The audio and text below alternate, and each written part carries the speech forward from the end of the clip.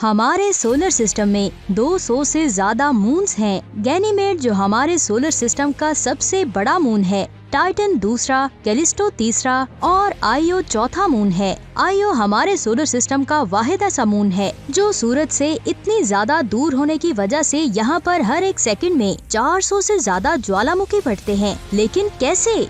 और इतने गर्म ज्वालामुखी फटने की वजह से रात को कुल्फी जमा देने वाला टेम्परेचर -130 डिग्री सेल्सियस होता है और दिन को 1690। लेकिन कैसे? ये अमेजिंग इन्फॉर्मेशन आप जानेंगे आज के इस वीडियो में। वीडियो शुरू करने से पहले आपसे गुजारिश है कि अगर आपने हमारे चैनल इफ टीवी को सब्सक्राइब नहीं किया तो बराए मेहरबानी हमारे चैनल को सब्सक्राइब करके वीडियो को लाइक जरूर करें, क्योंकि आप लाइक करते हैं तो हमारा हौसला बढ़ता है। 7 जनवरी 1610 में गैलीलियो गैलीली ने 20x रिफ्लेक्टिंग टेलीस्कोप्स की मदद से पहली बार आईओ को ऑब्जर्व किया, लेकिन उनका टेलीस्कोप बहुत ज्यादा सिंपल था, जिसकी वजह से वो आईओ और यूरोपा को एक ही चांद समझ पाए। उन्हें दोनों ही चांद एक ही पॉइंट पर नजर आ रहे थे। लेकिन नेक्स्ट डे 8 जनवरी 1610 को गैलीलियो ने आईओ और यूरोपा को अलग अलग देखा। यानी गैलीलियो ने इसको 8 जनवरी 1610 में डिस्कवर किया। जुपिटर का 5वां और हमारे सोलर सिस्टम का 6ठा सबसे बड़ा चांद है।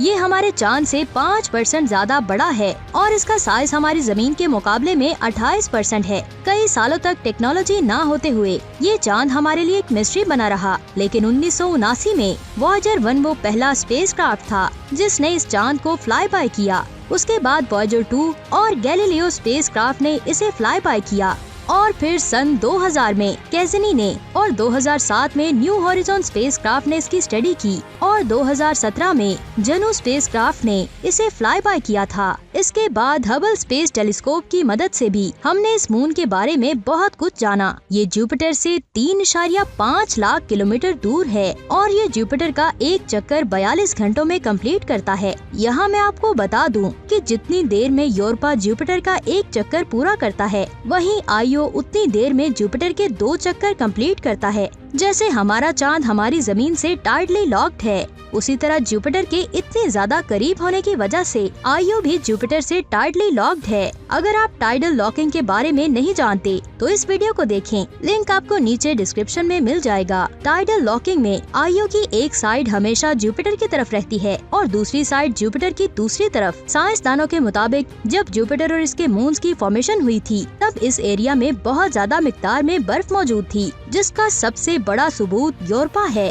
जिसके ऊपर वाली सरफेस बर्फ की बनी हुई है, जिस पर मैं ऑलरेडी अमेजिंग वीडियो बना चुकी हूँ। लिंक आपको नीचे डिस्क्रिप्शन में मिल जाएगा। और सूरज से इतना ज्यादा दूर होने की वजह से भी ये एरिया बहुत ज्यादा ठंडा है, लेकिन वहीं दूसरी तरफ आईओ पर आपको ज्वालामुखी देखने को मिलेंगे और यहाँ पर बर्फ का नामो निशान नहीं है। और हमारे सोलर सिस्टम में आईओ वो वाहिद ऑब्जेक्ट है जहाँ पानी की मिकदार बहुत ज्यादा कम है। लेकिन यहाँ एक सवाल आता है कि ये कैसे पॉसिबल है कि सूरज के इतने ज्यादा दूर होने की वजह से ये चांद ठंडा नहीं है, बल्कि यहाँ पर वोल्केनोस फटते हैं। अगर आपको पता है तो नीचे कमेंट्स करके जरूर बताएं। अगर नहीं पता तो डोंट वरी, इफ टीवी है ना। जुपिटर जो हमारे सोलर सिस्टम का सबसे बड़ा प्लेनेट है, इसकी ग्रेविटी भी हमारे सोलर सिस्टम में मौजूद तमाम प्लेनेट से ज्यादा है और आईओ जुपिटर के बहुत ज्यादा करीब है। सन 2009 में साइंसदानों ने पता लगाया कि इसके पास मैग्नेटिक फील्ड है, जिसकी वजह से इसकी सतह के 50 किलोमीटर नीचे मैग्मा का एक बहुत बड़ा समुद्र हो सकता है। जुपिटर की पावरफुल ग्रेविटी की वजह से आईओ के अंदर बहुत ज्यादा खिंचाव पैदा होता है। इस खिंचाव की वजह से ओशन में बहुत जबरदस्त हीट जनरेट होती है और इसी हीट एनर्जी की वजह से यहाँ पर वोल्केनोस फटते हैं। साइंसदानों के मुताबिक इसकी फॉर्मेशन के वक्त यहाँ पानी मौजूद था, लेकिन जुपिटर की पावरफुल रेडिएशन की वजह से आईओ का पानी भाप में कन्वर्ट होकर उड़ गया था। आईओ पर वॉयेजर स्पेसक्राफ्ट पहुंचने से पहले साइंसदानों का मानना था कि इस पर बहुत ज्यादा इम्पैक्ट क्रेटर होंगे, जिसकी वजह से इसकी उम्र का अंदाजा लगाया जा सकता है। इम्पैक्ट क्रेटर से मुराद किसी चांद या प्लेनेट पर एस्ट्रॉइड के टकराने से एक कड़ा बनता है, जिसे इम्पैक्ट क्रेटर कहते हैं। लेकिन जब वॉयेजर 1 स्पेसक्राफ्ट ने इसकी तस्वीर जमीन पर भेजी तो साइंसदान ये देखकर हैरान हो गए कि वहाँ पर कोई भी इम्पैक्ट क्रेटर नहीं है, बल्कि उस तस्वीर में साइंसदानों को बड़े बड़े पहाड़, मैदान और वोल्केनोस ही देखने को मिले थे। साइंसदान बहुत ज्यादा हैरान हुए कि आखिर इस मून पर क्रेटर के निशान क्यों नहीं है। तो साइंसदानों ने इसे मजीद स्टडी किया और पता लगाया कि आईओ हमारे सोलर सिस्टम का सबसे ज्यादा जियोलॉजिकल एक्टिव मून है। यहाँ पर 400 से भी ज्यादा एक्टिव वोल्केनोस को ढूंढा गया है और जब कोई वोल्केनो फटता है तो उसका लावा कई 100 किलोमीटर दूर तक जाता है। जैसे ही आईओ पर कोई क्रेटर बनता है तो वोल्केनो से निकलने वाला लावा इसमें भर जाता है, जिसकी वजह से आईओ के बहुत सारे राज हम नहीं जान पाते।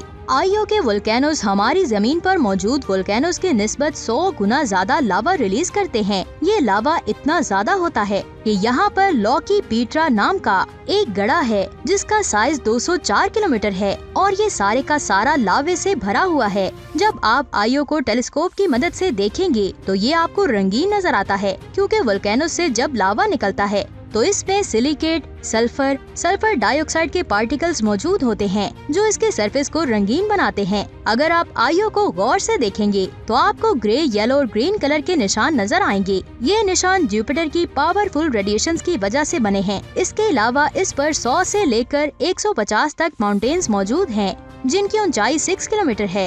ये माउंटेन्स हमारी जमीन के सबसे बड़े माउंटेन माउंट एवरेस्ट उससे काफी बड़े हैं। अगर मैं बात करूं इसके टेम्परेचर की तो आप ये जानकर हैरान हो जाएंगे कि जब यहाँ पर रात होती है तब इसका टेम्परेचर -130 डिग्री सेल्सियस होता है और जब यहाँ पर वोल्केनोस फटते हैं तब इसका टेम्परेचर 1650 डिग्री सेल्सियस तक पहुँच जाता है, जो मरकरी और वीनस के टेम्परेचर से कई गुना ज्यादा है। यहाँ मैं आपको बता दूं कि जुपिटर के किसी भी मून पर एटमॉस्फेयर नहीं, लेकिन आईओ जुपिटर का वो वाहिद ऐसा मून है जहाँ एटमॉस्फेयर मौजूद है। आईओ पर वोल्केनोस के फटने की वजह से बहुत सारी गैसेस निकलती हैं, जिसकी वजह से ये एटमॉस्फेयर बनता है।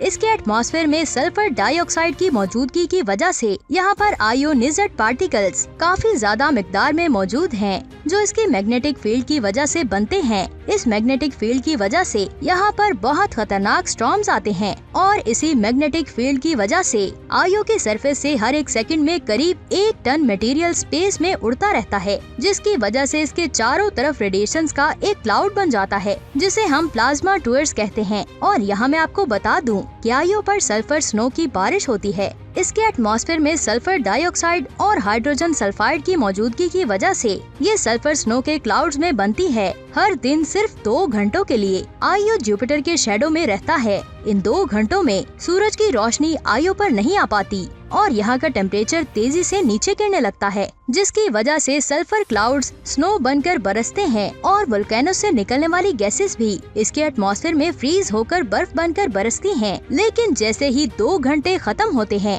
और सूरज की रोशनी दोबारा से आईओ पर पड़ती है तो एक बार फिर से ये सल्फर स्नो एवेपोरेट होकर गैस में बदल जाती है और फिर से एटमॉस्फेयर को बनाने लगती है। जुपिटर की पावरफुल ग्रेविटी की वजह से आईओ में बहुत जबरदस्त खिंचाव पैदा होता है, जिसकी वजह से इसकी शेप चेंज होती रहती है और इसके कई एरियाज कभी 50 मीटर तक उठे हुए दिखाई देते हैं और कभी जमीन के नीचे धंसे हुए दिखाई देते हैं। और यहाँ मैं आपको बता दूं कि आईओ ही की वजह से हम लाइट की स्पीड को मेजर करने में कामयाब हुए थे। अगर इसके बारे में आप जानना चाहते हैं तो ये वीडियो जरूर देखें, लिंक आपको नीचे डिस्क्रिप्शन में मिल जाएगा। तो दोस्तों, आज की अमेजिंग वीडियो आपको कैसी लगी नीचे कमेंट्स करके जरूर बताएं।